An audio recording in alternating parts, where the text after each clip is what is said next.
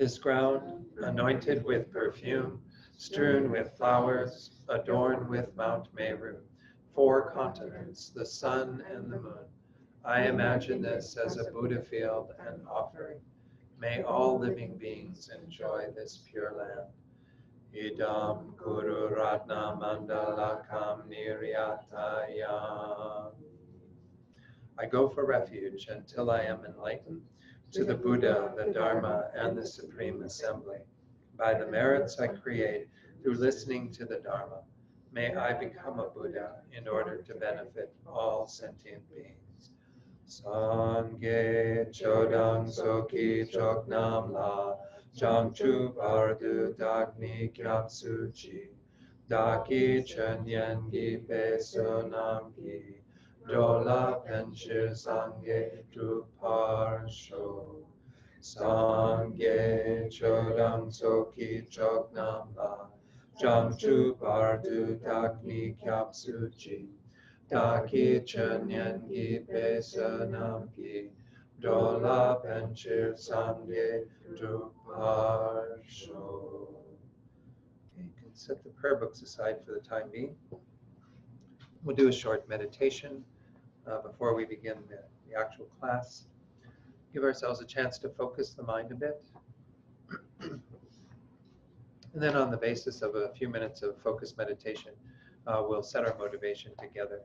So just find a good meditation posture and work with whatever technique you prefer to use for the breath, keeping your awareness with the breath as best as you can. And then, of course, having that vigilance and introspection that checks in occasionally to see the quality of your meditation. And if you check in and see that the mind has wandered from the breath, then we correct at that time, letting go of whatever it was that distracted us and returning gently to the breath. And if you check in and find that you're still on the breath, then that's great. You can simply take a little rest from that introspection and then check in again at some period of time to see the quality of your meditation. So we'll do this in silence, as best as we can for the next few minutes. And then on the basis of that, I'll lead you in a short reflection to set motivation for tonight.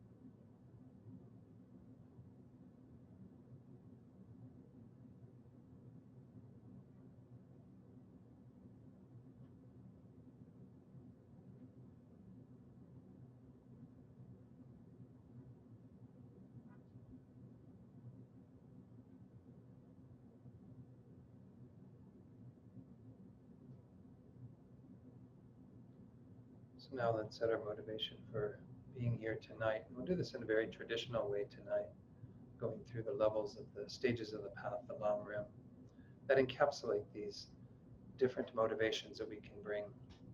And we start off by simply acknowledging the amazing position that we are in right now in terms of having this perfect human rebirth, where we have good faculties and ability to investigate the Dharma and interest in the Dharma, and the Dharma is here and accessible to us. But moreover, we've met with gurus who can help us on this path, who can guide us quite directly. So we're in this unbelievably fortunate situation. So how do we make the most out of this? The very first level of the stages of the path is where we acknowledge that at least we want to have a good rebirth after this life by creating the causes for that now. It's dependent upon our actions, whether or not we have a good rebirth at the end of this life. Based on the good karma that we've created, we will hopefully have all of the conditions ripen at the end of this life for that good karma to take us to a good rebirth. This is the first level of motivation we can bring. It's wanting to be here so that we can have a continuity of good rebirths, the next life and beyond, however long it will take for us to actualize the path. Then the second level of the stages of the path is where we see the big picture through understanding the nature of samsara, this cycling from life to life that we've been involved in since beginningless time, and nirvana, the peace that we can experience when that all comes to an end, when all the causes that are keeping us in that state of cycling from life to life are removed. So certainly the teachings we're looking at in this course pertain to the ability to break free from all of that by realizing emptiness directly. So we can have most clearly a motivation to engage in these teachings with that sincere hope, that aspiration to be free from samsara once and for all, and to attain the peace of liberation that comes when we have removed all of our ignorance and everything that is built upon our ignorance. And bring that level of motivation to these teachings as well.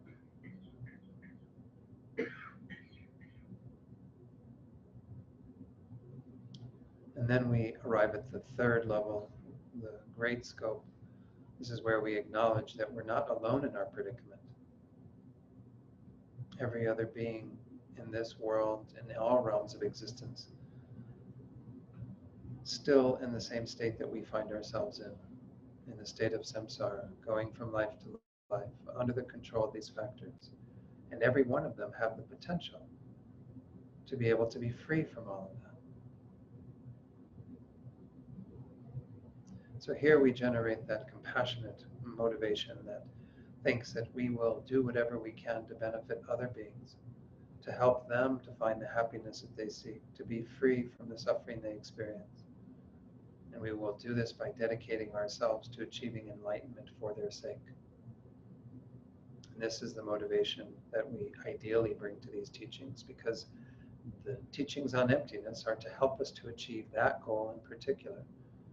Not just our own liberation, but complete enlightenment, the state where we then can help all other beings perfectly. So hold that level of motivation for being here tonight. And as Rinpoche says, with that level of motivation, not only do we eventually attain enlightenment and help others to do the same, but also we have the happiness of liberation and the happiness of good rebirths, and even the happiness of this life by holding that motivation, wanting to become a Buddha for the sake of all beings.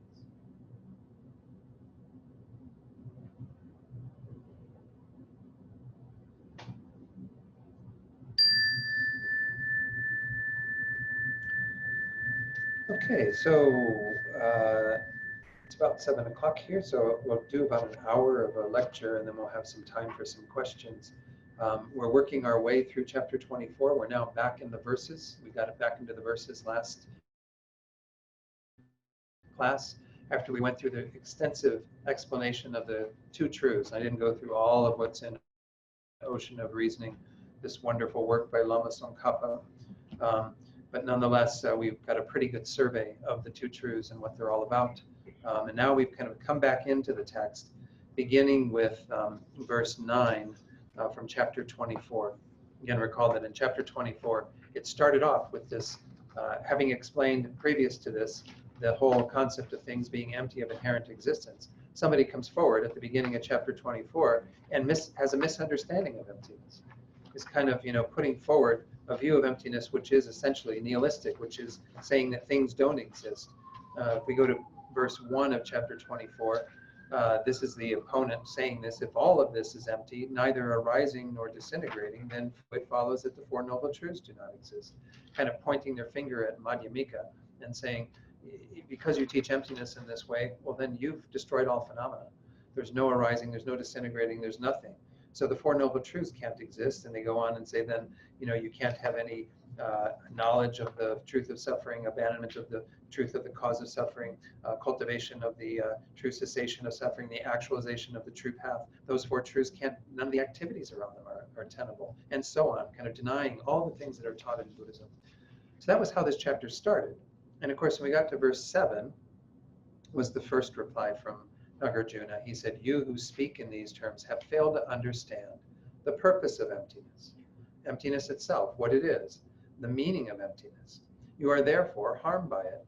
So kind of saying, you haven't correctly understood, and therefore you're falling into this nihilistic view yourself. And that's what we're going to get to eventually tonight, I think, is the verses that show us that, no, they're the ones that are in the nihilistic view.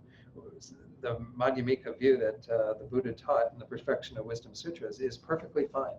It is able to be upheld within the context of the two truths. And that's what he goes on to in verse 8. It says, the Buddhist teaching of the Dharma is based entirely on the two truths, the truth of worldly convention and the ultimate truth.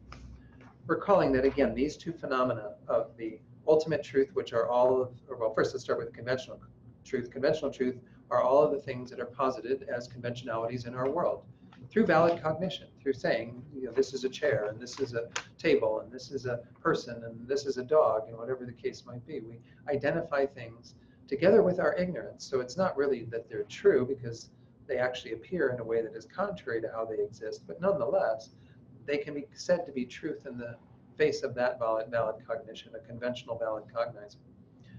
But then there's ultimate truth, which are the emptinesses of every one of those conventional truths. So the emptiness of Susanna is one, the emptiness of table is another, the emptiness of dawn is another, the emptiness of Rowena is, and so on. Every phenomenon that we establish that exists is together with its emptiness. Though that is speaking to the lack of the inherent existence of those phenomena. That none of those phenomena have an atom of existing from their own side, existing by way of their own characteristics and so on.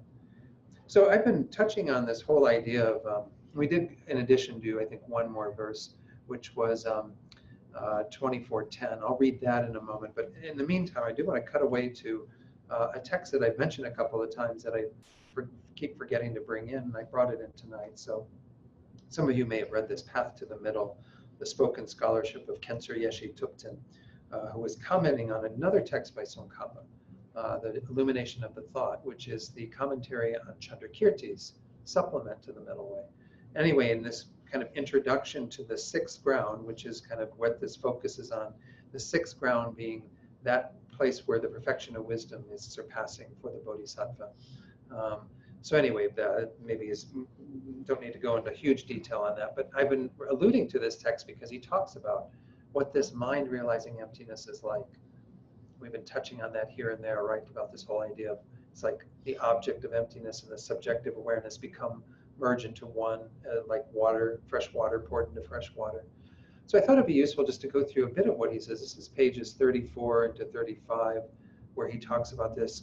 And he starts off with this whole idea of what I was just mentioning about ultimate truth, and we've touched on this idea earlier in the course as well. He says, there are as many emptinesses as there are phenomena. Everything that exists is connected with its own emptiness. All these emptinesses are established through reasoning at the time of the path of preparation. Remember, we've got the 5 paths that the Bodhisattva goes through. A path of accumulation, or what Rinpoche now calls the path of merit, is where the Bodhisattvas on their beginning journey, and they're generating enough requisite merit and wisdom and so on, so that they can eventually have a conceptual union of calm abiding and special insight, realizing emptiness. That takes them into the path of preparation. It has 4 levels in turn. On the path of preparation, it's called that because you're preparing for this experience that he's talking about here, which is your initial realization on the path of seeing, of emptiness in a non-conceptual manner, in a direct, unmistaken way that is that. But again, he'll go through the description from his side when he talks about that in here. So he says they've been established through reasoning at the time of the path of preparation, and as one meditates on their import, the meaning of emptiness becomes clearer and clearer. Because emptiness has only one aspect, which is the same for all emptinesses, the mind on the path of seeing knows directly not just one emptiness, but all emptinesses, because it has that aspect. We can say it knows all emptinesses. It hasn't analyzed the emptiness of every single object that exists, because that would be time consuming and wouldn't be even possible, right? So he says this does not mean that it knows all the objects in all world systems which are qualified by those emptinesses. It's just really, again, speaking to it's having that taste of emptiness based on whatever object was being analyzed. Generally, it's the self, the person that is in the continuum of that individual meditating. And they meditate on the emptiness of that, and then they realize that emptiness. But we can say that aspect of emptiness is appearing to them. It's the same taste as all other emptinesses. They cannot be differentiated at that level. They're differentiated on the basis of the phenomenon that they're coexisting with. The emptiness of this book versus the emptiness of the book underneath it, and so on. So he says, thus there are many emptinesses that do not exist as objects of a conceptual dualistic mind. However, when one comes to the Mahayana uninterrupted path of seeing, all these emptinesses become one's objects. This occurs because the appearance of the meaning generality or mental image of emptiness has vanished. Remember, the conceptual mind that's been reasoning on emptiness knows it through that medium, that idea of emptiness, if you will. And that idea of emptiness falls away when one goes into a non-conceptual awareness, when one has this yogic direct perception of emptiness. So he says, object and subject become like water poured in with water. They appear as one. Nevertheless, one is the object and one is a consciousness. One is impermanent and one is permanent. So the object of that mind is a permanent phenomenon. Emptiness is a permanent phenomenon. By permanent, we don't mean like the way we talk about permanent in our culture, meaning it's going to last forever. By permanent, we mean unchanging, not changing momentarily. So consciousness itself is an impermanent phenomenon. Emptiness that is being realized is a permanent phenomenon. Nonetheless, they have this merging as if one, but we can still say from our conceptual isolation of things that there is a impermanent consciousness knowing a permanent phenomenon that we call emptiness. But he goes on to describe a bit more of this. I found it quite interesting to go back and reread this earlier on. He says, although not actually one, they are not distinguished from the viewpoint of experience. One can speak of an emptiness, a non-affirming negative, or an object of negation in connection with all objects whatsoever. In every case, this is a way of getting at the nature of the object. Through seeing the nature, emptiness, of a single thing, one thereby directly sees the nature of all things. It is not necessary to know all phenomena. The emptiness of phenomena that one does not know also appear, because that emptiness is of one taste. You are having an experience of emptiness, which once more has that characteristic. Doesn't mean that you're knowing emptiness of all these other phenomena by virtue of knowing those phenomena and having analyzed them. It just means that you are abiding in single-pointed, direct perception of emptiness. And so that emptiness is qualities. It cannot be distinguished from that viewpoint.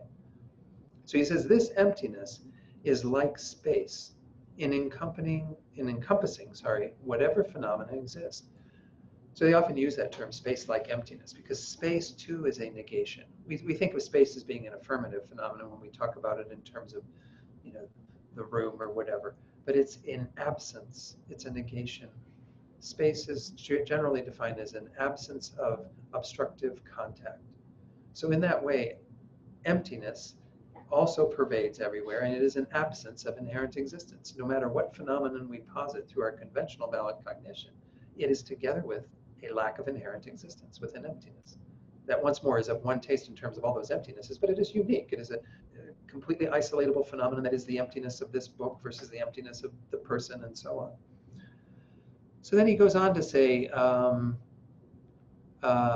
such a consciousness has no conceptualized aspect, and thus no area of mistake regarding appearances. In brief, no conventional objects and all ultimates, which are to say all emptinesses, appear to the mind on the uninterrupted Mahayana path of seeing. Even the image of its negated object does not appear to it. No image or meaning generality, even of emptiness, appears to it either. So you have no conventional appearances whatsoever. Nothing that is in the domain of conceptual awareness can appear. When the mind is in that state, meditating on emptiness with this uninterrupted path and meditative equipoise, there's nothing else appearing other than emptiness in its pure form, if you will. I mean, it's not a meaning idea of it. It's not the way we talk about emptiness and refer to it. It is knowing that phenomenon directly. Okay, it's getting to some juicy stuff here. So he says here, the emptiness or way of being of all things that exist is all that appears to it. It is as if their aspects come toward or are cast to the perceiving consciousness. These are not cast by their own force. It is simply their nature to appear or be cast in this way. Such aspects are cast toward it, and the consciousness engages with its object through the power of the object. Subject and object then appear as one. So the idea here is, I mean, it couldn't appear through the force of its own character, own force, because it doesn't have that again. But the object of emptiness, which is this negation that the mind is absorbed in, by the power of that and by the subjective awareness knowing that, this is the occurrence that is happening on this uninterrupted path. Subject and object appear as one. The subject itself is a consciousness, a conventional phenomenon. Its own aspect as consciousness does not appear to it. We don't even have an awareness of consciousness at that time, right? There's no appearance of anything within consciousness, even though there are many mental factors that are present within that consciousness. None of that is appearing. All that is appearing is emptiness. It's does the person then realize emptiness? Question. The person does. For what the consciousness realizes, the person also realizes. And such a mind has tremendous power. This is the part that I mentioned to you previously. If an atom bomb were dropped at that time, it probably would not disturb the mind of a person on the uninterrupted path of seeing.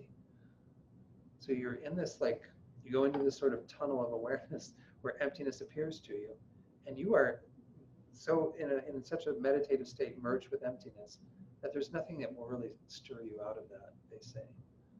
And you come out on the other side, and again, someone asked last week, it was a Mark that asked, well, what determines how long you stay in that? I don't know. He didn't go into it in here that I was able to find. But at some point, you emerge from it, just like at some point you come out the other side of the tunnel. And at that point, when you come out and come back into your conventional awareness of things, because your mind is now operating back with conceptual thought, and everything appears to be intrinsically existent, inherently existent, but you have no conviction in that whatsoever. We talked a little bit about that last week, but I thought this was a little kind of interesting because, again, it's not, I think we could get into a debate about what he says here in terms of, if you say all emptinesses are appearing at that time, but does that mean the mind has multiple objects? I don't think so. I think we could still say it has one object, but it's the emptiness of whatever phenomenon that you were working with, but by virtue of it being identical in nature to all other ultimate truths, you can say that you're knowing the emptiness of all phenomena. There wouldn't be any qualms on that. But I don't think you would say that it has multiple objects. I think that might be a little problematic. Yeah, Bob? Yeah, I think it's probably no different than saying, Yeah. If you see a particular shade of red, then in a certain sense you know all objects that have that particular shade of red. Right. The shade of red is common. Mm-hmm. So it's not saying that you know every single object that has that color. But you discern that color. You know that aspect of whatever it is that's color. Yeah, so Bob was using the example of red, and if you saw a particular shade of red, you wouldn't say that you know that for all objects that have that same shape, but you would know it certainly by knowing that red. You could say you would know it anytime you ran into it again, so. And the last time when we got into discussion of this, I brought up impermanence. Impermanence would be probably even a better example in some ways, because if you know the impermanence and you are realizing, and you can't even have a yogic direct perception of impermanence, it's still conceptual, because there's still going to be some, together with some fault, you're going to be having that. But nonetheless, that perception of impermanence is going to be identical with regard to anything that is impermanent, that is produced. You might be analyzing it in regard to the body, getting to understand the subtle impermanence of the body, that everything is constantly changing. And then when you have a direct realization of that, you could say that the impermanence of all things are appearing to you, because we have the appearance of impermanence. But you don't know the impermanence of all phenomena, because you don't know all phenomena. So I don't know, maybe it's similar.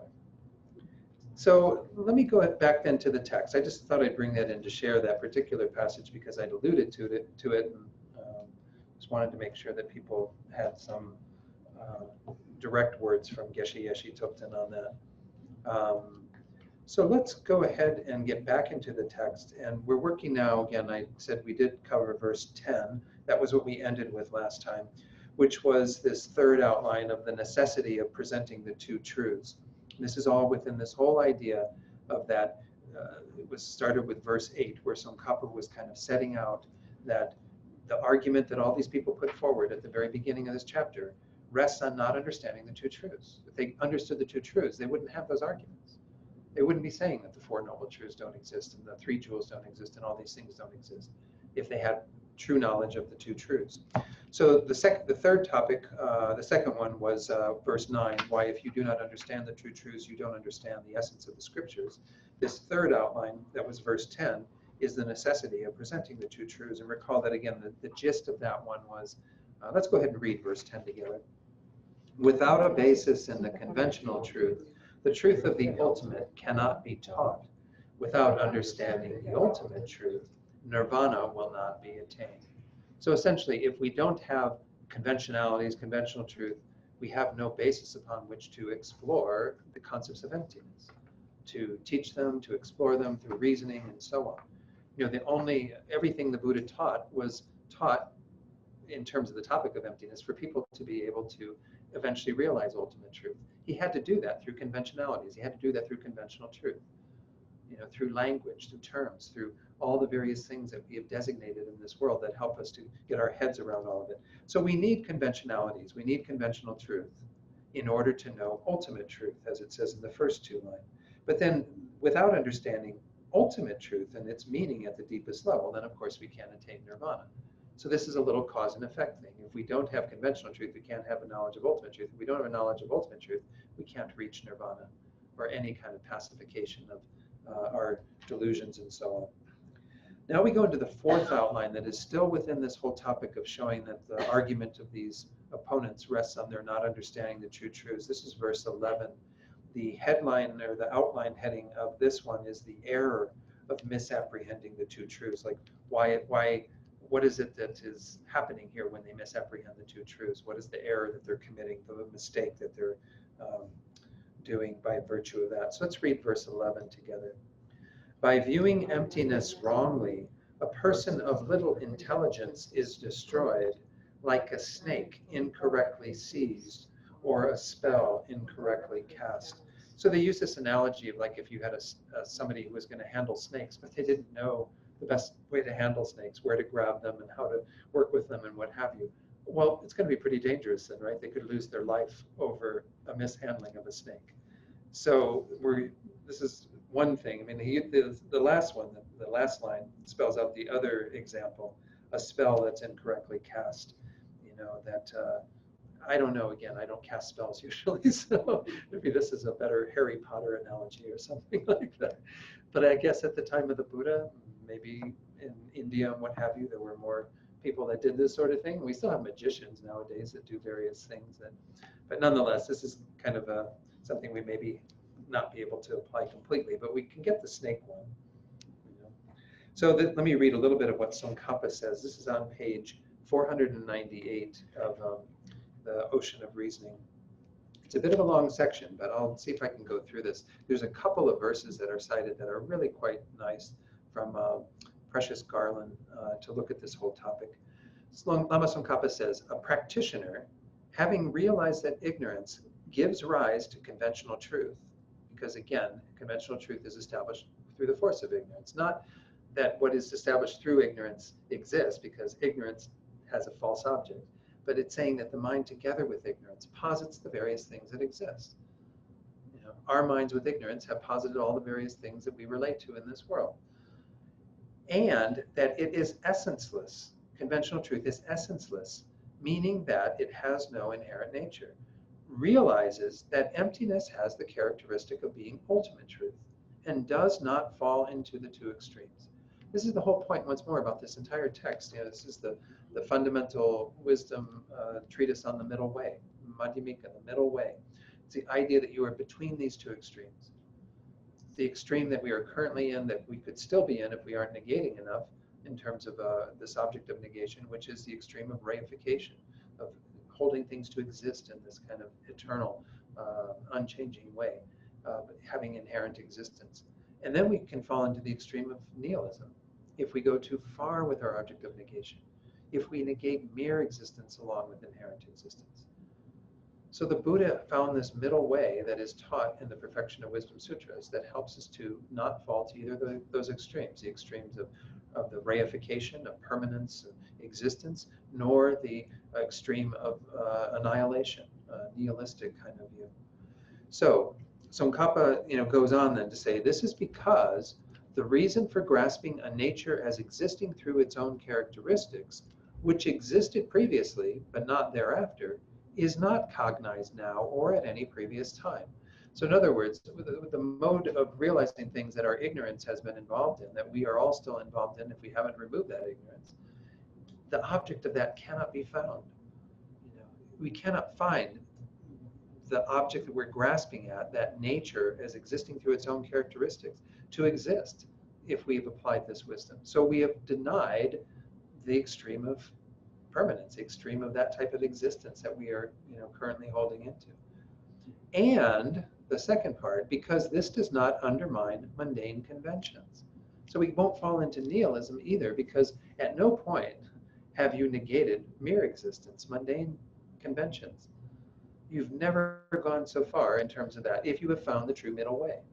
So he's essentially just saying, reiterating that the middle way that we're talking about, where we are planting the line between these two extremes, doesn't allow you to be in either extreme, because you have negated what would cause you to fall into the extreme of existence. And you have never gone so far as to negate mere existence, because the object of negation is always inherent existence. Is always this idea that things have their own substantial nature. We never say that they have, we're not negating that they have a nature at all. Things do have conventional natures, right? Yellow is very different from blue. And we can say that those are its conventional nature, albeit nominal. It doesn't have any existence beyond nominal existence. But we never negate blueness in and of itself, or yellowness in and of itself. We negate inherent blueness, inherent yellowness. Things having that from their own side, independent of our designation. Therefore, he says, agent, action, and effects are not undermined. All the things in our conventional understanding are never undermined. There still are beings, and those beings engage in actions, and they have effects from those, and so on.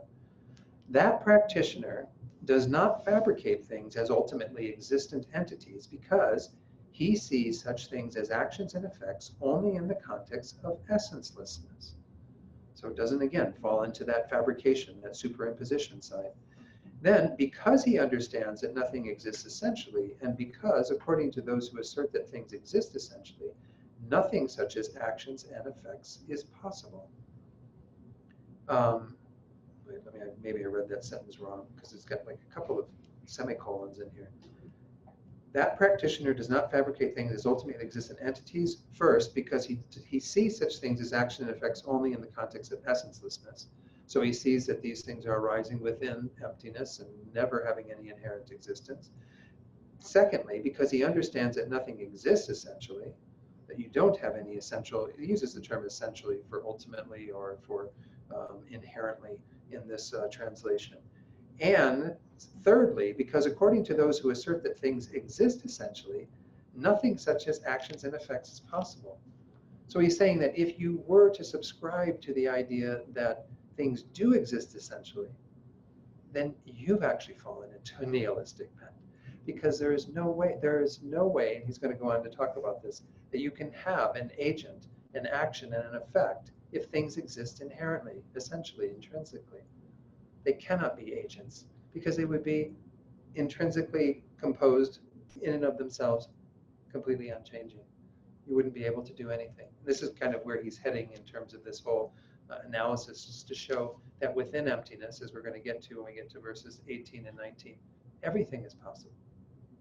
Without emptiness, nothing is possible. Yeah. Anyway, we're just kind of getting a bit of a taste for it as we move in this direction. The next paragraph, again, we're on page 499 now. It says, those who do not see the distinction between the two truths in this way, but who see compounded phenomena as essentially empty, imagine things that are seen to be essentially empty to be non-existent.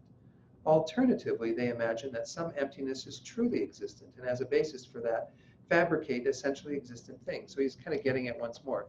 Those people who do not see the distinction between the two truths will fall into these extremes. They will see that they're going to equate inherent existence with mere existence, and they're going to deny it as well, and fall into the extreme of nihilism. And then they will, alternatively, he said, they imagine that some emptiness is truly existent. They'll hold on to some level of true existence, inherent existence with regard to emptiness, and again, could even maybe not go far enough in terms of what they're negating, but they will continue to fabricate essentially existing things. They won't be free of the error that they're making, the ignorance that they're holding. Both of these are misperceptions of emptiness, based on a misperception of the two truths, as he said earlier. Those who see it this way have little intelligence and will be harmed by it. The way that they are harmed is as follows. When they see essencelessness, they think that since there is no basis for positing agent and action and so on, nothing exists. And so they fall into the error of deprecation, a wrong view. And that's pointed out in Precious Garland, Ratnavali by Nagarjuna, another text by Nagarjuna. He says there, if this phenomenon is misperceived, the unwise are thereby ruined. Thus, through this nihilistic view, they will sink into corruption. Well, what's the biggest danger about having a nihilistic view? If you start thinking that there's no agent, no action, no effect of one's actions, well, then you fall into a pretty dismal pit of feeling like karma isn't operative at all. There is nothing you need to pay attention to because agent doesn't exist, action doesn't exist, nothing exists. Well, a nihilistic view can be really harmful in that regard. Then he goes on to talk about the other side of it. Well, first he has a little bit more on this. He says, so they say, if you are not deprecating everything, then how could you say that these phenomena are empty of essential existence, given that they are perceived? Thus, they abandon emptiness, saying that the meaning of essencelessness is not that of emptiness. Having abandoned that, due to the karma of deprivation of dharma, they transmigrate into lower realms. So this is what I was just explaining, is that due to having given up the dharma, that thinking that there is no agent, there is no action, and so on, they will fall into lower realms. These beings will just continue to experience unbelievable suffering if they misinterpret it, in the same way that a snake handler would, get bit lethally by the snake if he's not handling the snake correctly. Then he continues. This is the other side of it. That was the nihilistic bent. Now we're going to look at the kind of eternalistic bent, or the reification side. As Ratnavali continues, this is another verse from Precious Garland. He says, moreover, if this is misperceived, any unworthy fools who take pride in their wisdom in virtue of abandoning it will fall headfast into Avicii hell. No, I'm sorry, that wasn't the verse on that. Let me read what he says here, because again, this is the idea of how this is the great harm or damage that can happen when one has a nihilistic bent. I'm sorry, both of those verses had to do with that. So he says, one might ask, if the beneficial is taken otherwise, why will it not just be non-beneficial, but also harmful? After all, if the seeds are sown at the wrong time, the farmer will not ruin himself. Instead of this, consider these other examples. And these are the ones that we have in our verse 11. When a snake is seized through the power of a mantra and medicine is taken as per instructions, this can attract great wealth. But if the instructions are ignored and the snake is seized incorrectly, he who seizes it can be ruined. And if a spell is cast as per instructions, it can be beneficial. But if one ignores the instructions and casts it incorrectly, it can harm him who casts it in himself. So that's the idea again, that we would have that as the biggest danger, is the nihilistic bent that would cause us to fall to that extreme. And it's not to say that we don't have a danger with the other one, because if we continue to not negate enough and to reify emptiness, possibly hold on to things as inherently existing, well, we're only going to continue to cycle from life to life. But the main one that's being pointed out in this verse, I'm sorry, I was thinking of another section here coming up, I think, where they talk about both of these again. But this was primarily through the nihilistic view that Ratnavali was talking about. Because if we do fall into that, I suppose we do have Western philosophy, nihilistic views as well, right? If you do start falling into that, we see that then one doesn't tend to morals and ethics in one's life quite so readily, because that view that negates any kind of conventional interactions, awareness, what have you, does deprecate the world that we're living in. And the world that we're living in has to be valued for what it is. All not in the way that it appears, obviously, because it has a false appearance, but for what it is, conventionally established phenomena. So let's go on then to the final section, the fifth section of this whole thing that was about the opponents are not understanding the two truths. And this just gives a little thing that goes back to the historical time of the Buddha. The reason the teacher did not teach the two truths at first, in view of the difficulty of understanding them. This is at the top of page 500. Let's read verse 12 together. Thus, knowing that it is difficult to penetrate the depth of this teaching, the Buddha's thought turned away from teaching this profound Dharma. So, this is the story of the Buddha that when he attained enlightenment, this was when he was, 35 years old, and he had that, amazing transformation. Although he had a compassionate motivation originally for doing that, the story is that once he had that realization and came out of that into abiding in this state of Buddhahood, he thought that what he had to share with others was too profound for them to see.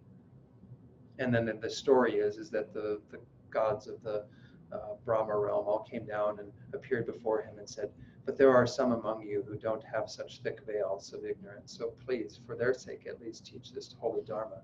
And they, requested the Buddha to teach. And so on the basis of that, 49 days after he became enlightened, he taught his first discourse, which is the teaching on the Four Noble Truths.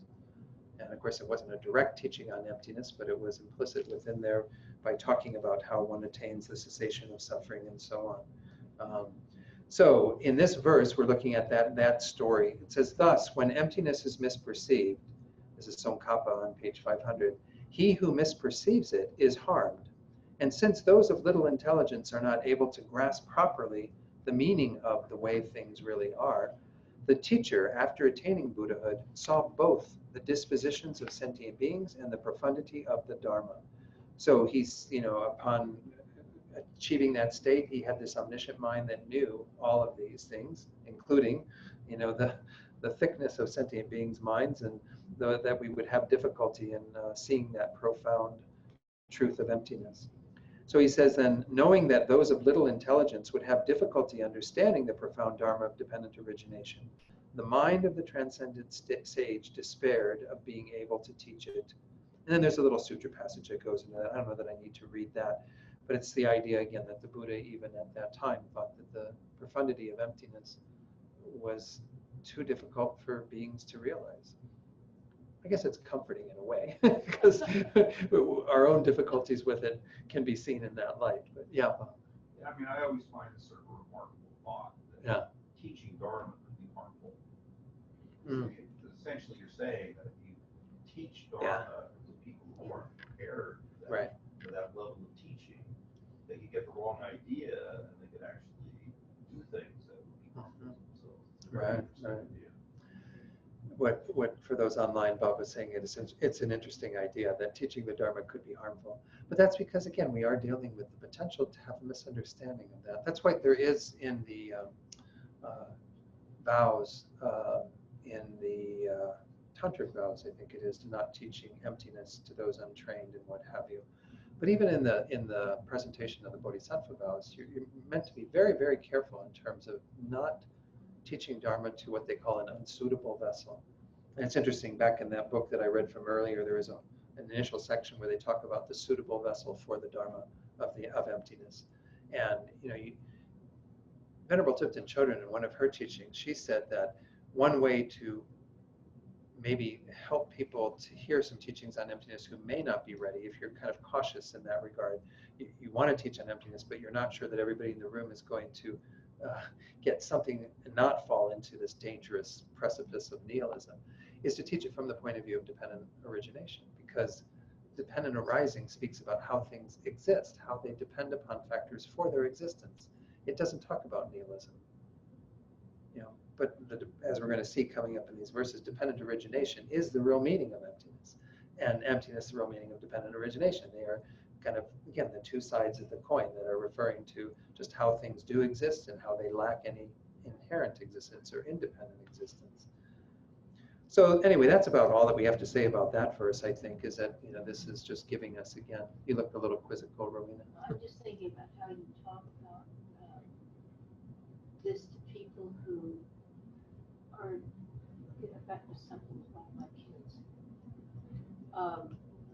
She's kind of bright, but she still wants to believe that there's something really fixed, that she can learn how to train herself to be tuned into that fixed thing. I see. And so that's sort of, to my mind, the opposite of emptiness. But she is so quick with words. She said, but I want to be dependent. I'm talking about dependent, right? I want to be dependent on this ultimate thing. And I'm saying, well, so I get it, this really gnarled position. and just to unwrap it, I mean, I can see that if I go there, right, it's because my ego or my self wants to belong to something that's bigger, big self. And she just sort of brushes that off. And it's a funny situation to be in, because they hear about the Dharma from me and actually in certain ways practice. They won't kill this, or they won't do that, something. right.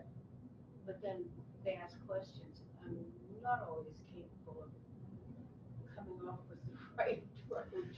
And again, I won't go into everything that you explained for the online folks, but it's, your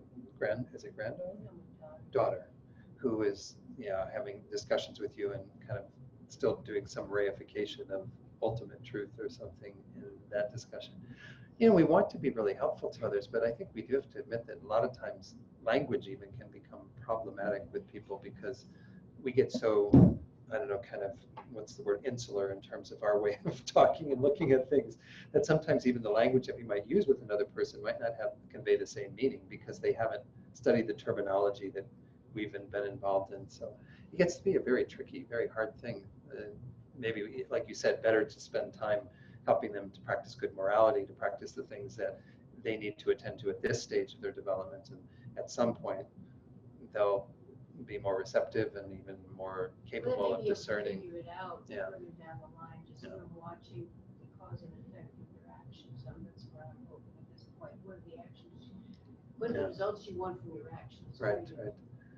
Yeah, hopefully from their own experience with cause and effect and dependency, they can begin to see that truth.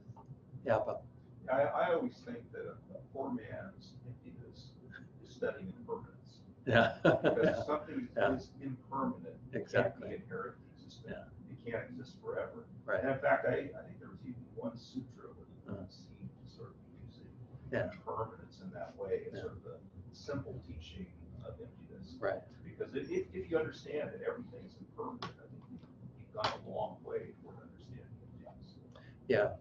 So Bob was just saying, that the teachings on impermanence are like a poor man's emptiness. Like, if people don't have the capacity yet to do all the reasoning and analysis that's involved in emptiness, it's a pretty simple analysis to look at and understand the subtle impermanence of things. That things are constantly in flux, arising, abiding, disintegrating, that this is the nature of all these caused phenomena. And realizing it is a stepping stone, because, as you said, if things are changing, they cannot have an inherent essence or existence, so. Anyway, I think it is good to be cautious somewhat in terms of how we share teachings on emptiness, but Venerable Thupten Chodron felt like there wasn't much harm or potential harm in presenting dependent arising, because it helps people to kind of begin to focus on how things exist, and by virtue of that, they can see that absence over time. But obviously it's not, perfect thing for everybody, in terms of their predispositions, what have you. Let's go on to verse 13. We're now kind of into another section. So we had the very beginning of this. Let me see if I can actually put that away, the rest of the outline heading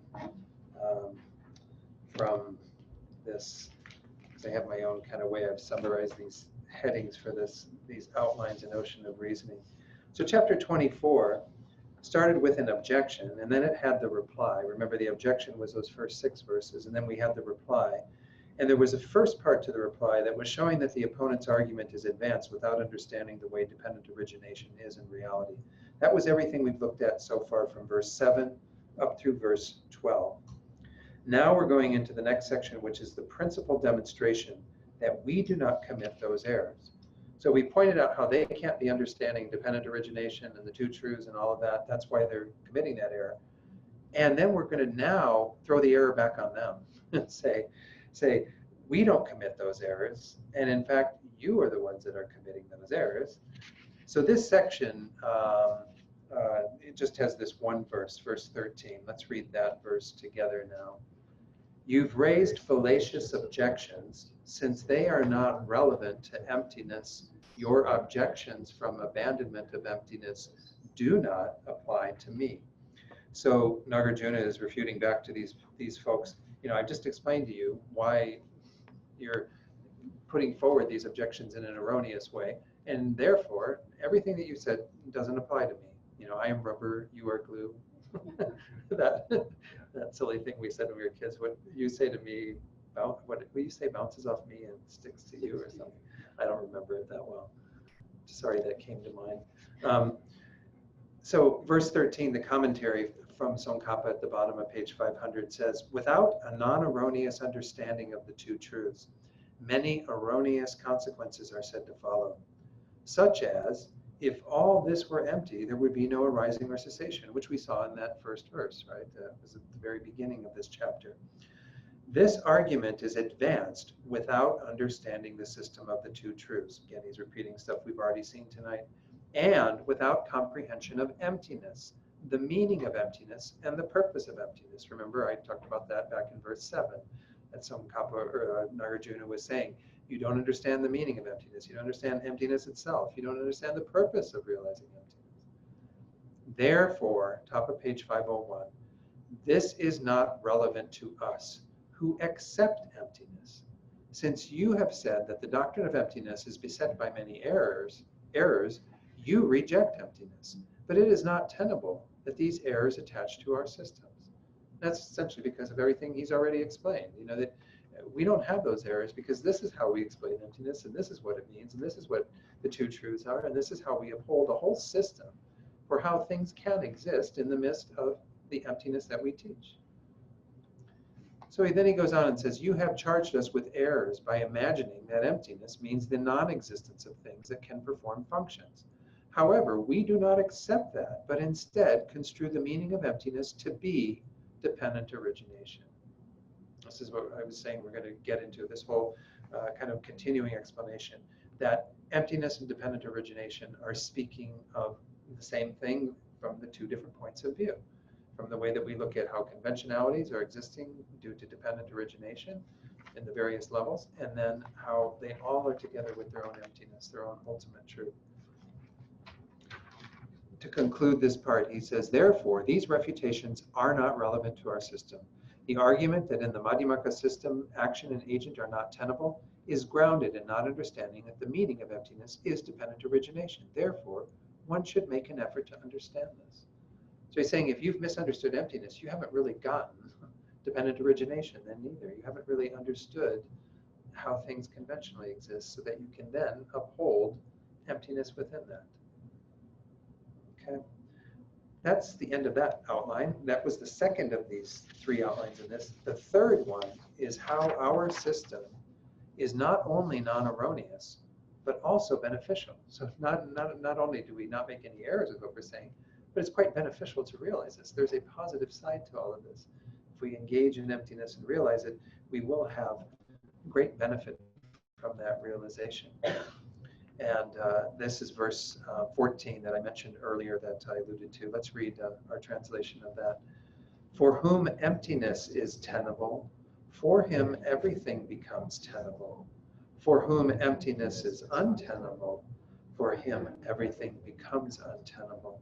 So it's unfortunate we have a lot of these gender-specific pronouns in there, but for anyone for whom emptiness is tenable, for that person, everything is tenable. If you uphold emptiness, you uphold how everything can come into existence, because it embraces dependent origination within it. You're never talking about two different phenomena, really. You're only talking about them from the point of view of the negation of something through seeing that reasoning of negating independent inherent existence versus the establishment of a mere existence that is through the three levels of dependent origination. So the second two lines, of course, is for anyone for whom emptiness is untenable. They can't make it work for them. They don't see the sense in it. They by virtue of that, abandon emptiness. Well, then they can't possibly make everything else tenable. Everything else then becomes untenable. If they've got the wrong view of emptiness, they're going to end up negating things by virtue of that. They're going to end up committing errors by virtue of that. So this is what Tsongkhapa says in his commentary, again, middle of page 501. He says, not only are none of these charges applicable to our position, but the entire framework of such things as truth is absolutely tenable, because in the system according to which emptiness of essence, that is, of existence through its own characteristic, makes sense, everything that we have been discussing makes sense. So if emptiness makes sense, everything that the Buddha has posited makes sense. The Four Noble Truths make sense. The law of cause and effect makes sense. The three jewels make sense. Everything makes sense because emptiness completely allows for that. Emptiness doesn't in any way negate the mere existence of these phenomena. This is why, he says, this is why it makes sense. We maintain emptiness to be the emptiness of essential existence, of that which is dependently arisen. Therefore, for anyone to whom emptiness makes sense, dependent arising makes sense. Yeah. So we uphold within the view of emptiness, dependent arising with no contradiction. In fact, it's completely complementary to the view of emptiness. You know, what's tricky for people, I think, is we use all this language, but if we talked about it from the point of view of emptiness is referring to a lack of independent existence, use that language. Well, that is an exact equivalent to say that all phenomena exist dependently. If everything exists dependently, it cannot have any independent existence. Right? I mean, in our language, we know this is a very simple negation thing that we use, that we learn in language very early on. If something is not white, then it has to be other than white. It has to be established as something other than that. I don't know if that's the best example. But the idea here is that if we are saying that things cannot be independent, then they have to be dependent. Maybe black and white isn't the best example because there are many different colors. If we said something is not impermanent, but it exists, then it has to be permanent. So if we are negating one way of existing that is not established, we have to be positing it to exist in an opposing way. And not in an affirming way. Not, again, this is still a non-affirming and negative, but it's just getting to the reality that we do still uphold that things exist within the sphere of their lacking independent existence. Why? Because they exist dependently. They exist in dependence upon causes and conditions if they are produced. They exist in dependence upon their parts, and they exist in dependence in the end upon mere designation, mere conceptualization of them through terms, language, ideas, thoughts, labels. So in Nagarjuna's perspective, those who are holding to an erroneous view of emptiness that aren't negating this will be erroneous. They won't be able to make sense. We're going to see that coming forward in this. He continues on this theme, though, of how everything makes sense within the sphere of dependent origination.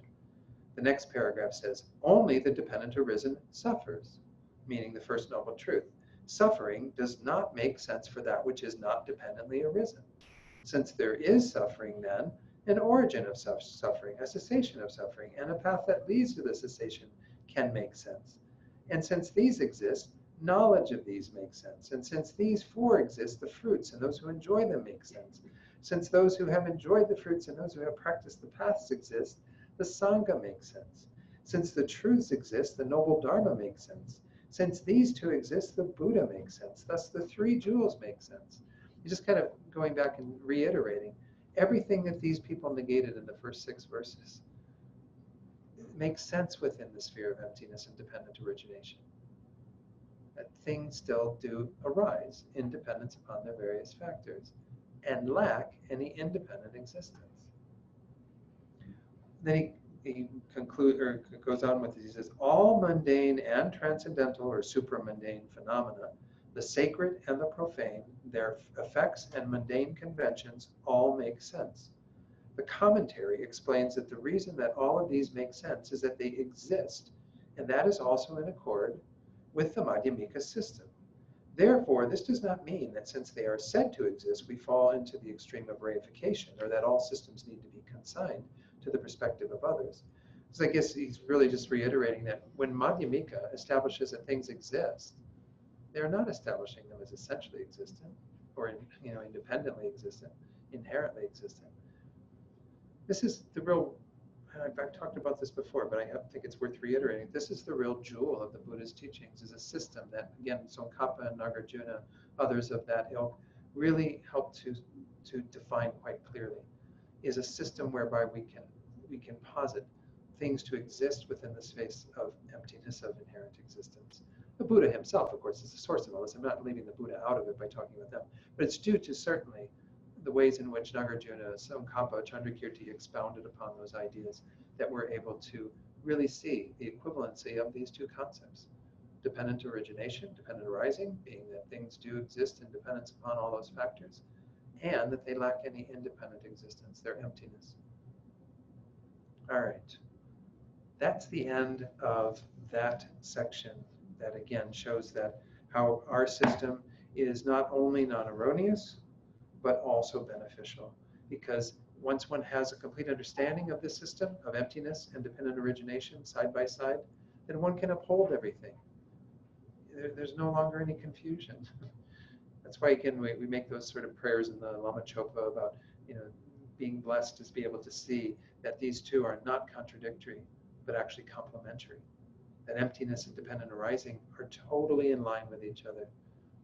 Now, when you use language like I just used, of saying emptiness is no independent existence, dependent arising is dependent existence, you can kind of get it.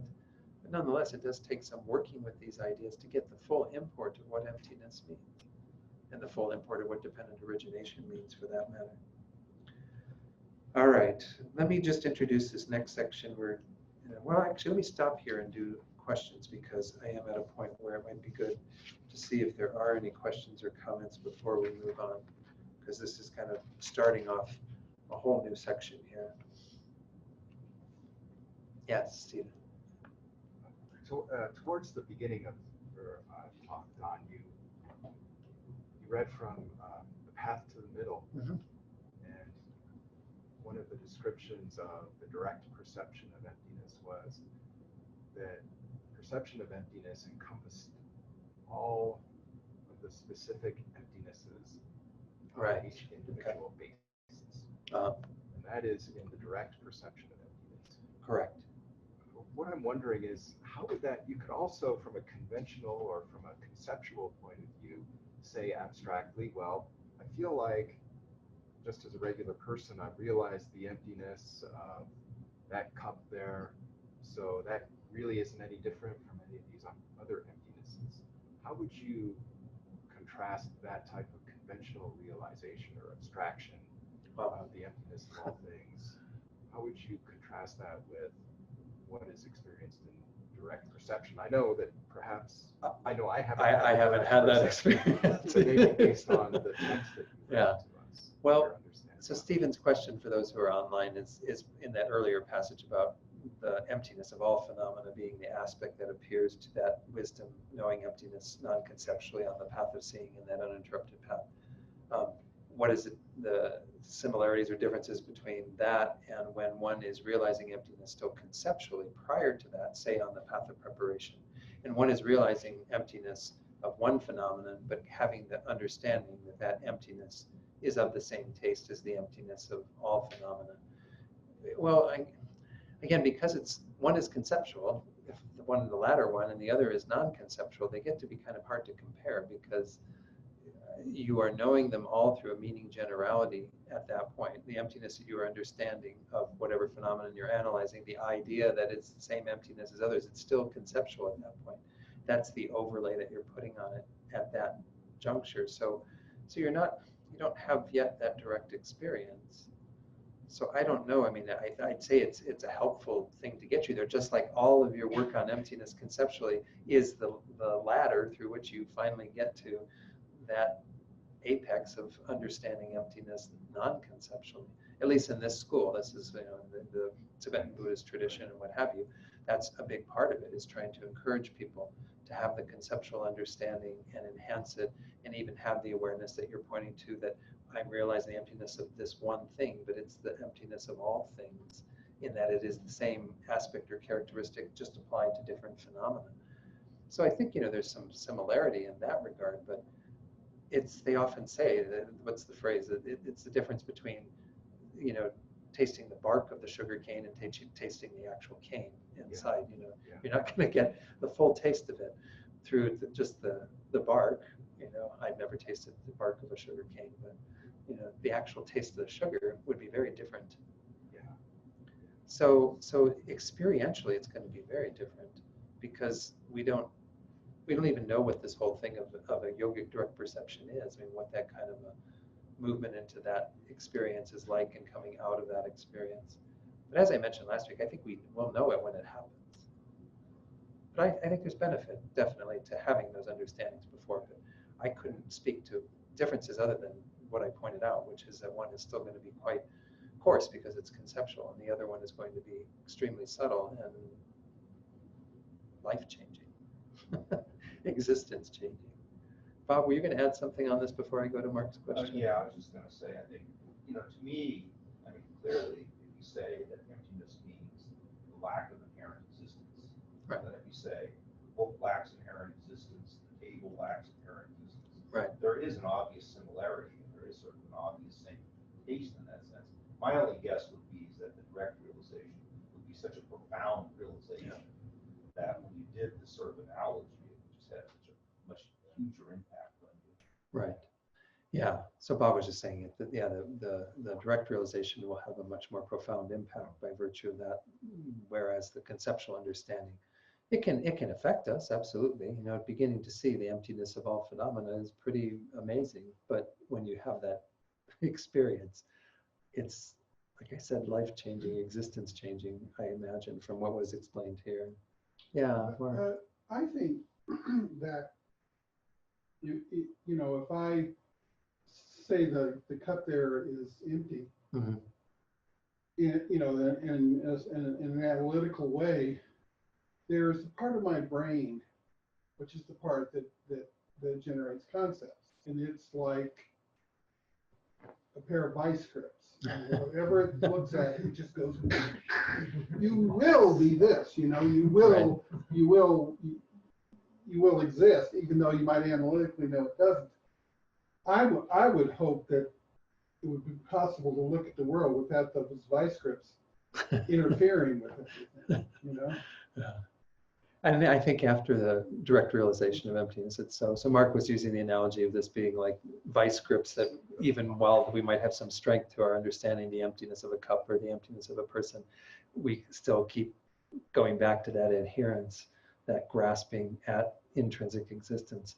What they say, again, I wish I didn't look up that passage, but it's in Chandrakirti's text where we discuss that in the master's program, where they say that when you arise from that meditative equipoise into what's called subsequent attainment, everything, yes, appears in the same way it did before. That false appearance is going to still be there. Things seem to be established on their own out there, but you have no conviction in that whatsoever.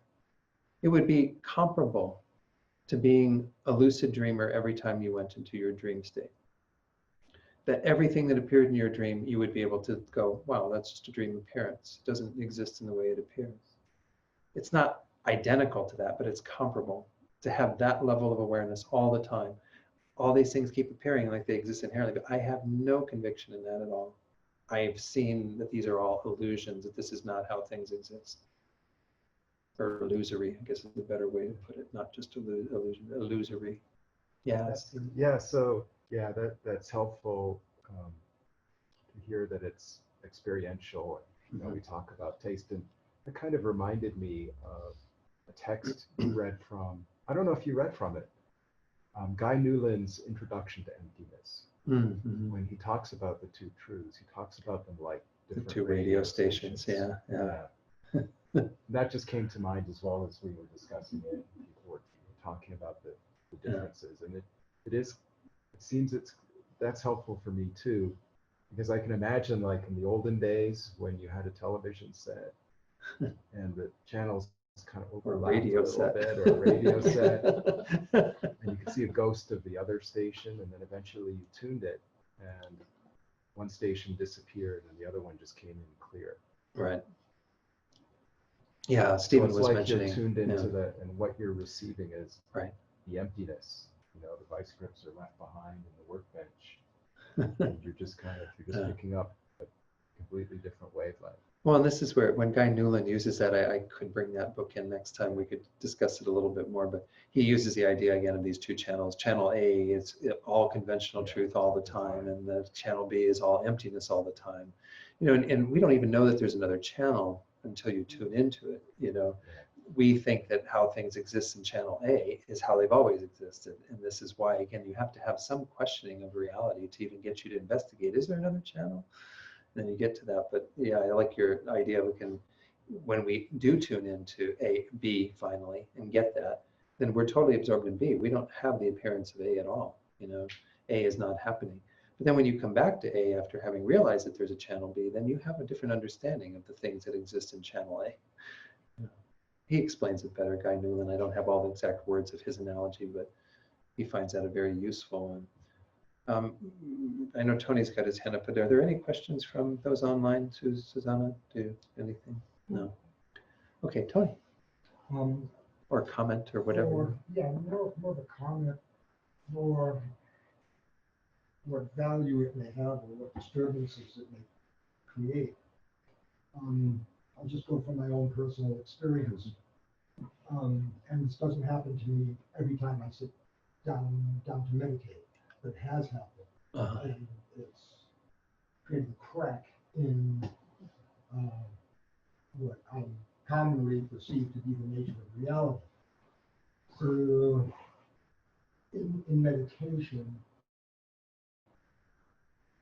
when I've entered the realm of emptiness, there's absolutely nothing, because it's totally empty. We've all meditated, and in our meditation, we've all had thoughts, correct? But there are gaps. There are those spaces. Right, between the thoughts, in between. So in this really settled meditation, it's the gap. And let me express that as emptiness. And I'm just trying to get a point across, because this has to be experienced directly. In that gap, a thought arises, thought of cup. At the same time, we are in emptiness. That cup and the emptiness that we are experiencing, i.e. within that meditation, are identical. And what has arisen in me is the realization of the emptiness of the cup, that they are indeed identical. However, the cup in relative reality certainly exists, but does not exist in any way that I had, prior to that experience, had believed, understood, and vice gripped. Yeah. So marvelously, effectively for scores and scores of years. Right. Good, good. And at that point, it's really non-dual. Mhm. Because that you can't, well, I couldn't, and there'd be no, for me, there was certainly no inspiration to separate the two, that they were indeed, they were not dual. The emptiness of emptiness itself, and the emptiness of the object that had arisen in meditation. Right. Good. Well, thank you for sharing that, Tony. So I can't possibly summarize all that for the folks online, but Tony was speaking to his own experience in meditation, and I think again we all have to kind of explore it within what we each have in terms of our own, and we're going to have different ways of even talking about that experience or what that is, and different language for it. But again, that's what we're aiming for, is to have this knowledge at a much deeper level. And we have to say that there's a wisdom that occurs there, in spite of the fact that it sounds like a very esoteric experience. But when you come out of it, the knowledge that you have, the wisdom that you possess, is very different. The vice grips are gone, as we were talking about. So yeah, I sort of approach it, maybe it's from a different sort of behavioral science mama approach, but I watch myself looking at something, and I'll go through the various, I just watch. I mean, I'm just watching. And so I'm watching the book. Of course, a lot of things about books. I can watch myself go through a volume of things about books. But in the meantime, that wears down after a certain point. So you're coming through the clarity to begin with or something. I'm coming from all this noise. And eventually it just subsides because it's absolutely, I can see so many ways of seeing something that none of them can be inherent. Good. And so it's kind of like the other way around. How many, when you're talking about emptiness, therefore, when I interpret it, it has to do with the multiplicity of emptiness. Because all those thoughts I have are basically empty, but they're all there. And they all, in some way, I can make up some relevance for each one of them if I want to get picky about it. But, I mean, it's not as profound, perhaps, but it does loosen my mind up. Right. That's the important thing often, yeah. Could you say that So- again? I don't quite understand. You Okay. said there's a multiplicity of ways That I'm looking at the book. at that book. Yeah. Okay. Okay, so my definitions, what definition of book would I want to hang on to at that point? I have the emotional defining characteristics of how I like the book.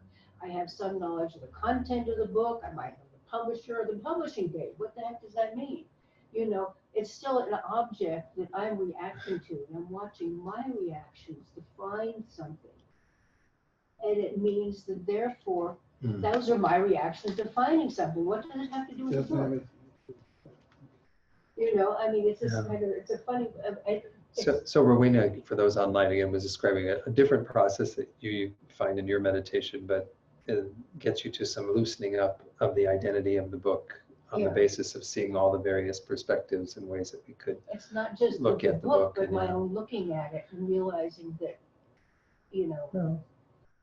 perceiver and the book are both. And again, I don't want to ever discourage people from doing what you find to be effective, because if you're finding it effective, then that's great. That's getting to the point. But again, the instructions are to really, eventually have that non-conceptual awareness arising on the basis of seeing a negation, and whatever helps you to get to that negation. Yeah, Bob. Yeah, I mean, I think what Rowena is saying is also a way that I can look at emptiness also. That when you say something has an essence, you mean it has this fixed nature. Right. It has to be that. Right. And And so the other way of looking at emptiness is saying that nothing has a fixed nature. Right. You know, and part of the way we do that is with the enemies and friends things. Sure. Things aren't intrinsically friends or enemies. Right. You know, but so things don't have this fixed nature. And I think with the book, Rowena is saying that, you know, you can look at the book in many different ways. It doesn't necessarily have a fixed nature. Right. You can use a book as a doorstop. You can use it to read. You can use Yeah. it as a Some insects use it as a home. Yeah, as food, yeah. Use it as Or food, as yeah, a to book live as in. food. Yeah. And so it doesn't necessarily. Yeah. So another view of emptiness is something that doesn't have a fixed Yeah. nature. Yeah. So yeah, that's very helpful to phrase it that way. Because when we use these terms like intrinsic existence or inherent existence, that's essentially what we're meaning. You know, that's why they use the term essentially. I mean, it has its own fixed, unchanging essence that is evident to every being who knows it. You know, who it would be. And we just, you know, as you were pointing out, have different experiences of the book on the basis of what being it is and what they're. You know, anyway. But this is stuff to play with, and there's lots of different approaches.